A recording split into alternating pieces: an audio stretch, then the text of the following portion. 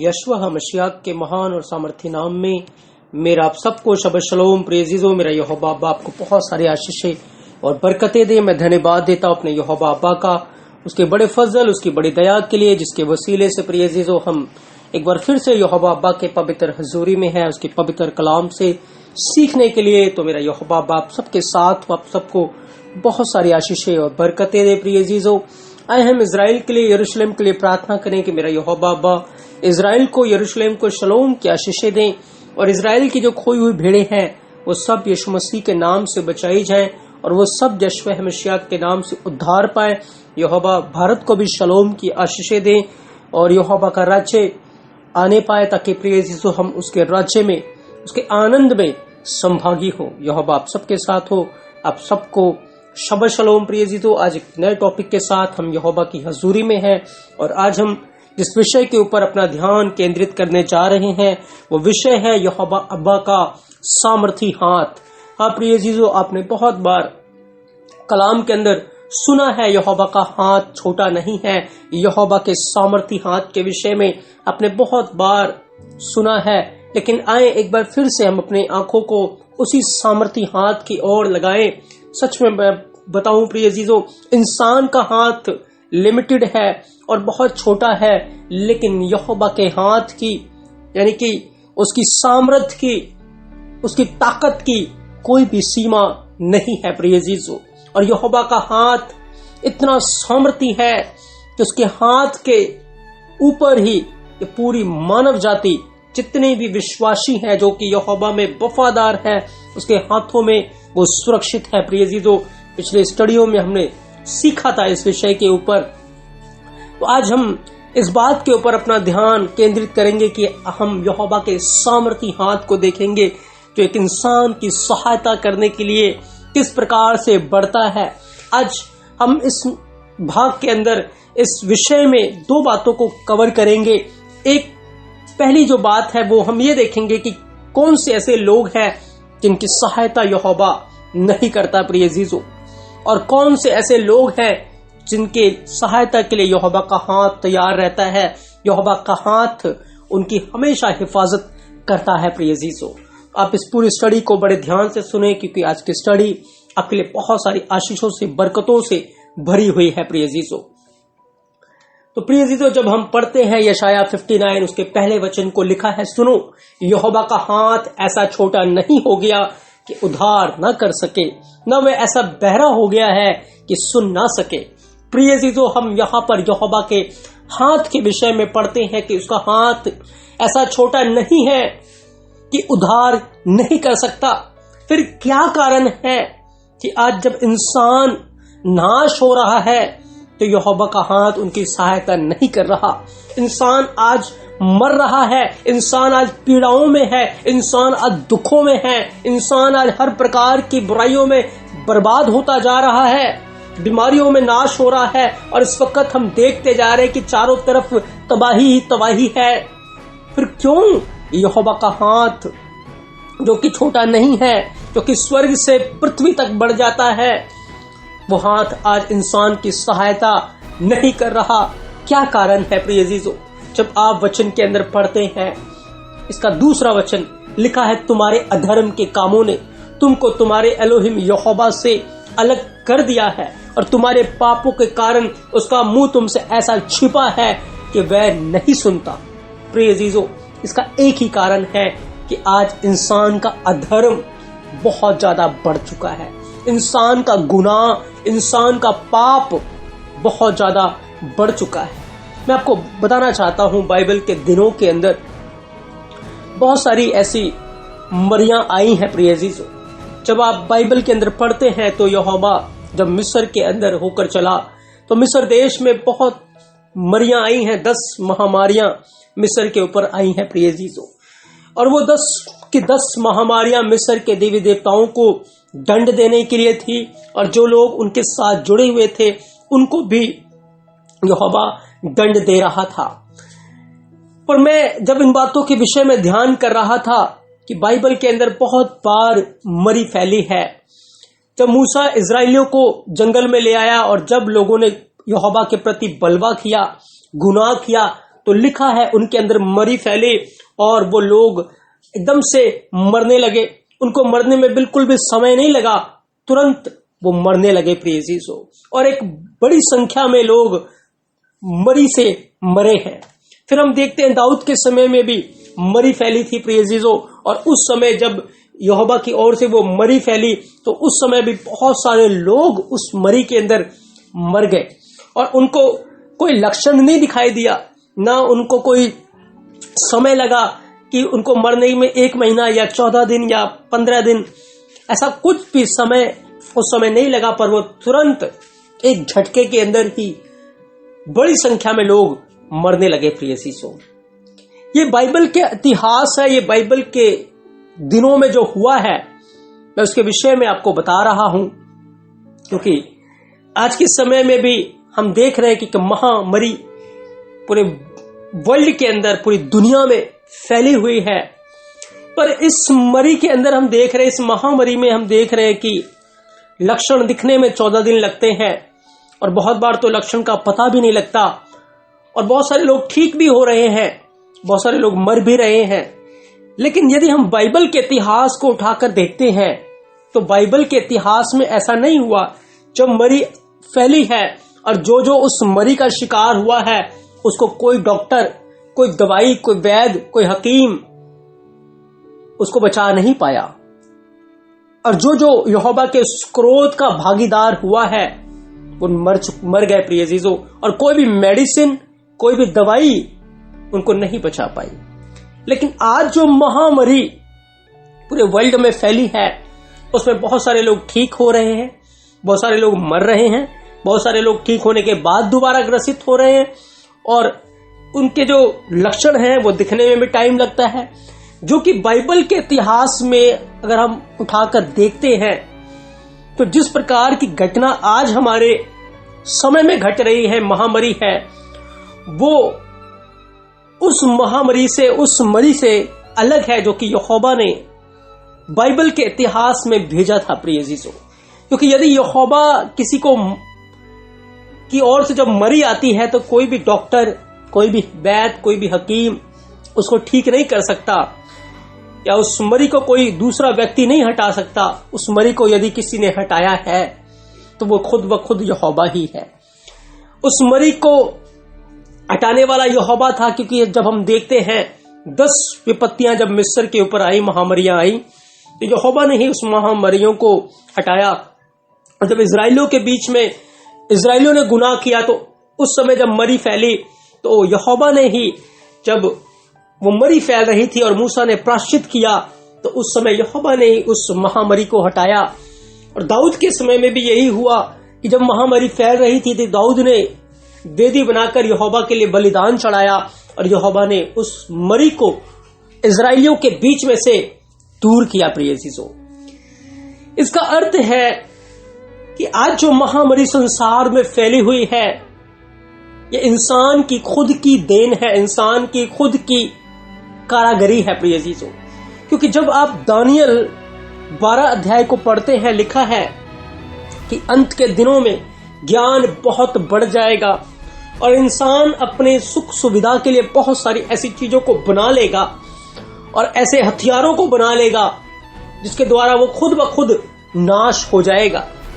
आप देखें बहुत सारे देशों ने, सारे देशों ने परमाणु बम बना लिए, एटम बम बना लिए और बहुत सारे ऐसे बम बना लिए, हथियार बना लिए हैं। तो क्या वो हथियार यहोवा की ओर से है? नहीं, वो तो इंसान का खुद ब खुद बनाया हुआ हथियार है और इंसान खुद अपने हथियार के द्वारा खुद नाश हो रहा है प्रिय अजीजों। क्योंकि यीशु मसीह ने अपनी भविष्यवाणियों में बताया था कि जो तलवार चलाएंगे वो तलवार से ही मारे जाएंगे, जो बम चलाएंगे वो बम से ही मारे जाएंगे, जो वायरस फैलाएंगे वो वायरस से ही मारे जाएंगे। बिल्कुल जैसे बाइबल में यीशु मसीह ने इस समय के विषय में, इस टाइम के विषय में बताया था, बिल्कुल वैसा ही हो रहा है। क्योंकि जब आप शमूएल को पढ़ते हैं, लिखा यहोवा किसी का प्राण नहीं लेता पर यहोवा न्याय करता है। प्रिय अजीजों, वो उपाय निकालता है इंसान को बचाने के लिए। इसका अर्थ है आज इंसान अपनी कारागरी के द्वारा खुद ब खुद नाश हो रहा है। अब देखते हैं कि बहुत सारे लोग ऐसे खान पान को खा रहे हैं, कोई तंबाकू खा रहा है, कोई सिगरेट पी रहा है या कोई शराब पी रहा है, और उसके ऊपर साफ तौर से लिखा होता है कि अगर तंबाकू खाएंगे तो कैंसर हो जाएगा, सिगरेट पिएंगे तो कैंसर हो जाएगा, या छाती फेफड़ों का रोग हो जाएगा। और ऐसे भिन्न भिन्न प्रकार की चीजों का जब आप सेवन करेंगे तो आप खुद ब खुद बीमार हो जाएंगे। तो क्या वो बीमारी यहोवा की ओर से है? बिल्कुल भी नहीं प्रिय अजीजों, वो इंसान की खुद के गुनाह का फल है, इंसान के खुद के पापों का फल है, जो इंसान को खाना पड़ेगा, उसका फल उसको भोगना पड़ेगा। क्योंकि लिखा है यहोवा ठट्टों में नहीं उड़ाया जाता, इंसान जो बोएगा वही काटेगा।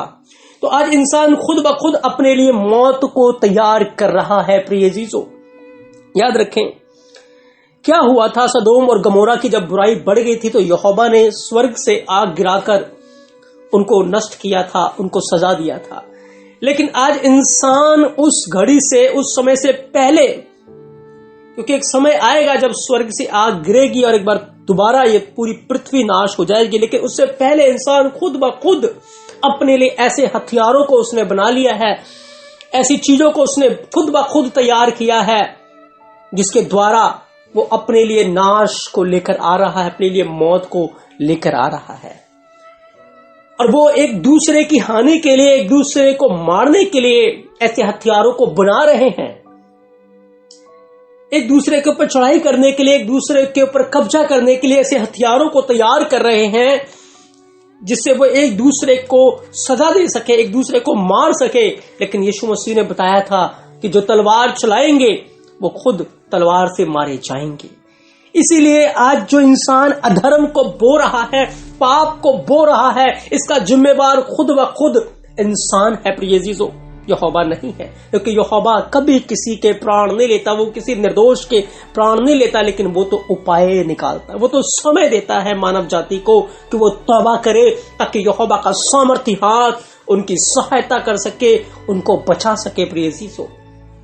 तो आज हम ये सीख रहे हैं कि मैं जब बाइबल की स्टडी कर रहा था, बाइबल को ध्यान से पढ़ रहा था, तो बाइबल के दिनों में जो विपत्ति यहोवा की ओर से आई है, इंसान उसका कोई भी तोड़ नहीं निकाल पाया, कोई भी सॉल्यूशन नहीं निकाल पाया। स्वयं यहोवा ही था जिसने इंसान को उस विपत्ति से बचाया है प्रिय अजीजों।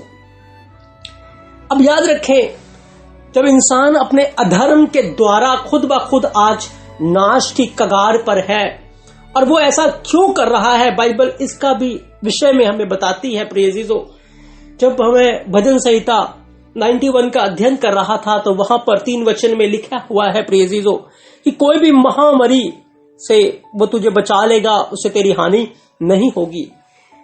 तो जब मैं इब्रानी में प्रिय अजीजों इसकी स्टडी कर रहा था, इसको देख रहा था, तो इब्रानी भाषा में जो महामारी के लिए जो शब्द इस्तेमाल हुआ है, जैसे कि आप स्क्रीन के ऊपर देख रहे हैं, ये देबेर शब्द का इस्तेमाल हुआ है, यहां पर आप देख सकते हैं देबेर, और इसकी स्पेलिंग जो है बिल्कुल सेम है दबार के साथ, जो कि यहोवा का वचन है। तो मुझे देखकर बहुत ही अचंभा हुआ यहां पर कि देबेर की वैल्यू और दबार की वैल्यू बिल्कुल सेम है, महामारी और वचन की वैल्यू बिल्कुल सेम है। यहां पर यहोवा ने प्रतिज्ञा की है कि वो तुझे बहेली के जाल से और महामारी से बचाएगा। पर वो किनको बचाएगा? जिसने परम प्रधान को अपना शरण स्थान माना है, जिसने यहोवा के वचन को अपना शरण स्थान माना है। याद रखे, आज जिस गुनाह को इंसान कमा रहा है और अपने गुनाह के कारण इंसान अपने लिए मौत को खुद ब खुद तैयार कर रहा है, और बहुत सारे निर्दोष और बेगुनाह लोग भी उसकी चपेट में आ रहे हैं, जिन्होंने उसमें उनका कोई रोल नहीं था, लेकिन उनके अधर्म के काम, उनके गुनाह, कि वो यहोवा के ऊपर भरोसा नहीं करते, यीशु मसीह के ऊपर, यशवा मसीह के ऊपर भरोसा नहीं करते, इस कारण से वो भी उन बातों में फंसे हुए हैं, उन महामारियों का शिकार हो रहे हैं प्रिय अजीजों। तो मैं जब इसकी स्टडी कर रहा था तो मैं देख रहा था कि दबार और जो है वो महामारी के शब्द बिल्कुल सेम है इब्रानी भाषा में प्रिय अजीजों। तो यहोवा ने तो वादा किया है कि मैं हर महामारी से, उस इंसान को जिसने यहोवा को, जिसने यशवा है मशीयाक को अपना शरण स्थान मान लिया है, मैं उसको छुड़ाऊंगा, मैं उसको बचाऊंगा। इसका अर्थ है कौन से लोग हैं जो इस महामारी से ग्रसित हो जाएंगे और नाश की ओर बढ़ जाएंगे, जो यहोवा के वचन को त्याग देते हैं। क्योंकि यहां पर हम देखते हैं कि महामारी का जो तोड़ है, महामारी का जो उपाय है, अगर हमें बचना है तो हमें यहोवा के वचन की शरण में आना पड़ेगा, यहोवा के आज्ञाओं के शरण में आना पड़ेगा। तभी हम उन महामारियों से, उन बहेलियों के जाल से, जिसके विषय में यहोवा ने वादा किया कि मैं तुझे बचाऊंगा, वो हमें बचाएगा प्रिय यीशु। लेकिन कौन उन महामारियों का शिकार होते हैं? महामारियों का शिकार जो प्रिय यीशु उसके वचन को त्याग देते हैं, यहोवा की आज्ञाओं को त्याग देते हैं, उसकी आज्ञाओं से बेमुख है, उसकी आज्ञाओं से दूर है, वही लोग इस महामारी का शिकार होते हैं प्रिय यीशु। तो अब मैं ये नहीं कह रहा कि धर्मी जो लोग हैं, जो वचन के अनुसार चलते हैं, उनके ऊपर विपत्ति नहीं आएगी, उनके ऊपर ये आपदाएं नहीं आएंगी, बिल्कुल आएंगी। और बाइबल बयान करती धर्मी के ऊपर बहुत सारी विपत्तियां तो आएंगी, लेकिन यहोवा हर विपत्ति से उनको बचा लेगा। धर्मी गिरेगा तो गिरा हुआ नहीं रहेगा, यदि वो बीमार पड़ जाता है तो बीमार नहीं रहेगा, यहोवा उसे उठाकर खड़ा करेगा। लेकिन अधर्मी जब गिरेगा तो वो गिरा हुआ रह जाएगा, वो नाश हो जाएगा। प्रिय यीशु, आज का वचन हम सीख रहे कि यहोवा का हाथ क्यों उनकी सहायता के लिए आज नहीं बढ़ रहा, क्योंकि आज इंसान को इस सवाल का जवाब चाहिए कि जब इतना कुछ हो रहा तो क्यों यहोवा, क्यों परमेश्वर हमारी सहायता नहीं करता। इसका सीधा सीधा वचन हमें बताता है उनके अधर्म के काम। और आज जो ये तबाही पूरे मानव जाति में फैल रही है, इसके पीछे वो दुष्ट है प्रिय यीशु, जिसने लोगों के मन को ऐसे क्रोध से और ऐसे भिन्न भिन्न प्रकार की बुराई से, पाप से भर दिया है, और इंसान उसकी बातों में आकर उन बुराइयों को करने में लौलीन हो चुका है और यहोवा के क्रोध का भागीदार बन रहा है।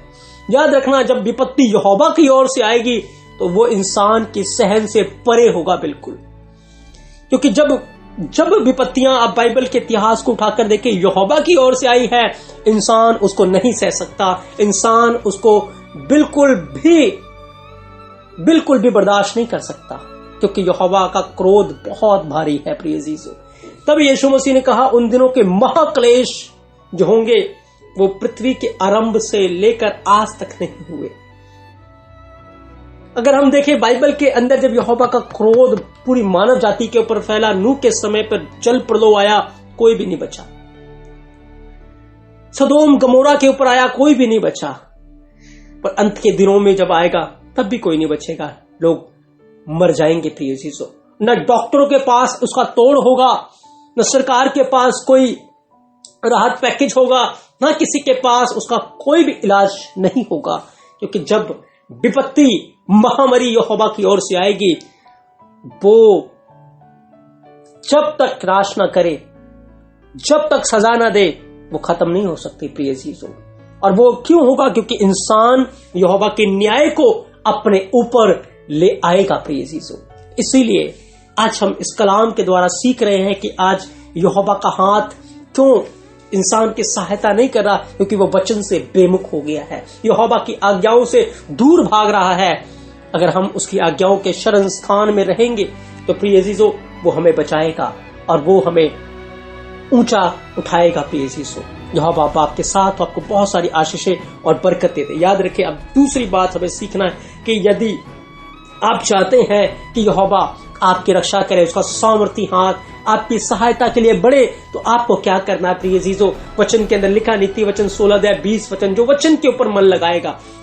इसका अर्थ है मुझे और आपको यदि सच में यहोवा के सामर्थी हाथ का सहारा चाहिए तो हमें उसके वचन के ऊपर मन लगाना है, उसके वचन के ऊपर ध्यान करना है, उसके वचन के ऊपर अपना ध्यान केंद्रित करना है, तभी वो हमें हमारी सहायता करेगा। आज लोगों का ध्यान पाप के ऊपर है, आज लोगों का ध्यान कोरोना वायरस के ऊपर है, या लोगों का ध्यान विपत्तियों के ऊपर, लोगों का ध्यान भिन्न भिन्न प्रकार की चीजों के ऊपर है।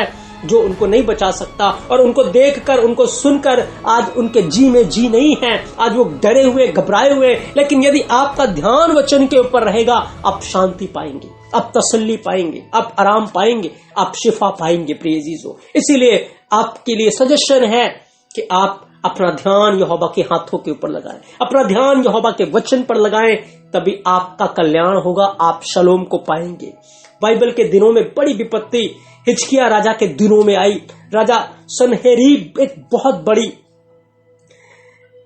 बड़ी सेना को लेकर यरूशलेम के ऊपर अटैक करने के लिए आ गया, और उनके पास कोई चारा नहीं था, क्योंकि यरूशलेम के अंदर जो सेना थी वो बहुत थोड़ी थी गिनती में, और जो अशूर का राजा था वो इजराइल के यहूदा के राजा का अपमान किए जाता था, और बार बार वो उनको दिखा रहा था, यहां तक कि वो यहोवा की भी निंदा कर रहा था।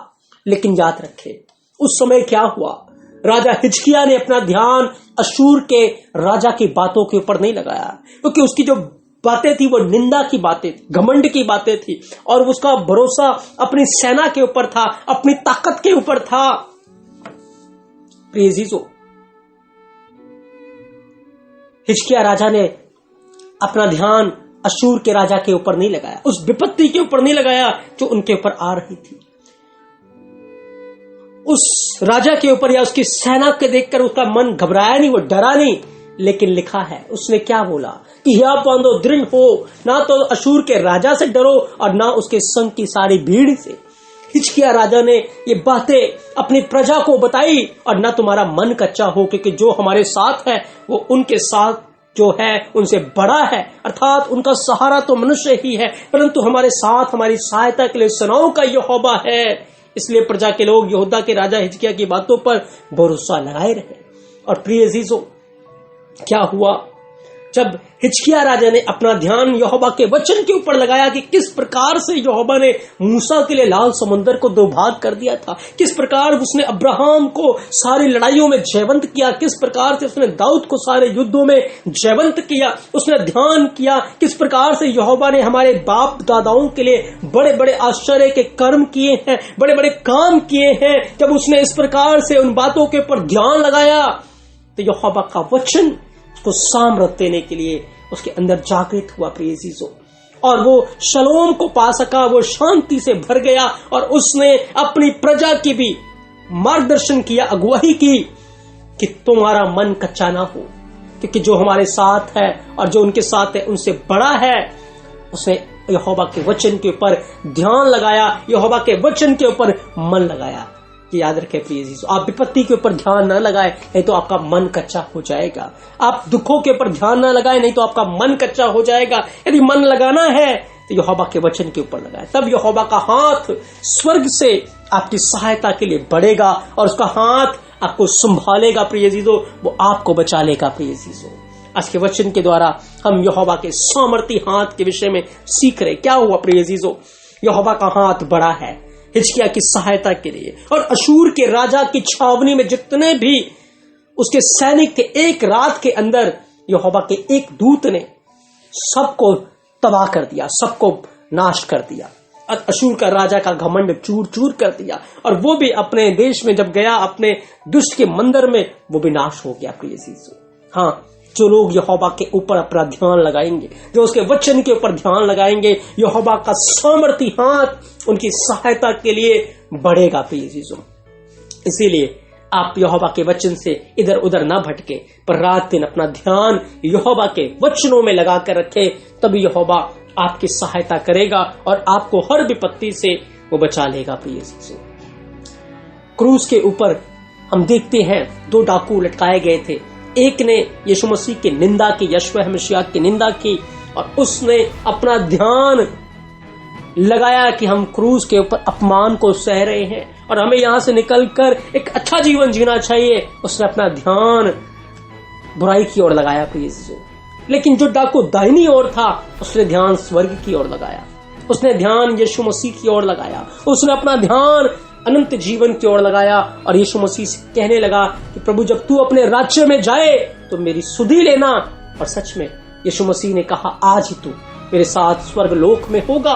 और उसने अपने प्राण को बचा लिया। यहोवा का सामर्थी हाथ जो यशवा है, मशीयाक है, उसकी सहायता के लिए बड़ा है। प्रिय अजीजों, जब पतरस डूब रहा था, जब पतरस ने पुकारा, तो यहोवा का सामर्थी हाथ उसकी सहायता के लिए बड़ा है। लेकिन आपको अपना ध्यान यहोवा के वचनों में लगा कर रखना होगा। आपको विपत्ति के बारे में नहीं सोचना, विपत्ति के ऊपर ध्यान नहीं लगाना, पर आपको अपना ध्यान यहोवा के सामर्थी हाथों के ऊपर लगाना है, अपना ध्यान यहोवा के वचन के ऊपर लगाना है। तब आप विश्वास में कायम रह पाएंगे और यहोवा का हाथ हमेशा आपको संभालेगा। प्रिय अजीजों, इसीलिए सेनाओं का यहोवा व्यवस्था विवरण 10:12 में कहता है, इस्राएल तेरा एलोहिम यहोवा तुझसे इसके सिवा और क्या चाहता है कि तू अपने एलोहिम यहोवा का भय माने और उसके सारे मार्गों पर चले और उसे प्रेम रखे, अपने पूरे मन और सारे प्राण से उसकी सेवा करे। सच में यहोवा यही चाहता है कि हम उसके वचनों से लिपटे रहे, उसकी आज्ञाओं से लिपटे रहे, उसकी तोरा में, उसके तनाख में, उसके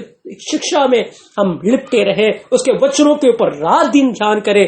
तब वो अपने हाथों में हमें संभाल कर रखेगा और कोई भी विपत्ति हमारे ऊपर नहीं आएगी। प्रिय अजीजों, वो हमारे प्राण को नाश होने से बचा लेगा, हमारे सिर के ऊपर करुणा और दया का मुकुट रखेगा और वो हमें हर विपत्ति से बचा लेगा। मैं विश्वास करता हूं उसका वचन आपके लिए बहुत सारी आशीषों से, बरकतों से भरा हुआ है। आपने बहुत सारी आशीषों को, बरकतों को हासिल किया है। प्रिय अजीजों, आज हमने 2 बातें सीखी, किन के लिए यहोवा का हाथ सहायता नहीं करता और किन के लिए यहोवा का हाथ सहायता करता है। जो वचन से बेमुख हो जाते हैं, वचन से दूर हो जाते हैं, वचन के शरण स्थान से हट जाते हैं, यहोवा का हाथ उनकी सहायता नहीं कर सकता। लेकिन जो वचन के शरण स्थान में रहते हैं, प्रिय अजीजों, वचन के ऊपर अपना ध्यान लगाते हैं, अपना मन लगाते हैं, यहोवा का हाथ उनकी सहायता करता है, उनको बचाता है। तो मेरा यहोवा आप सबके साथ हो, आप सबको बहुत सारी आशीष और बरकत दे। आप सबको शबह शलोम। यहोवा आप सबके साथ हो। आमीन।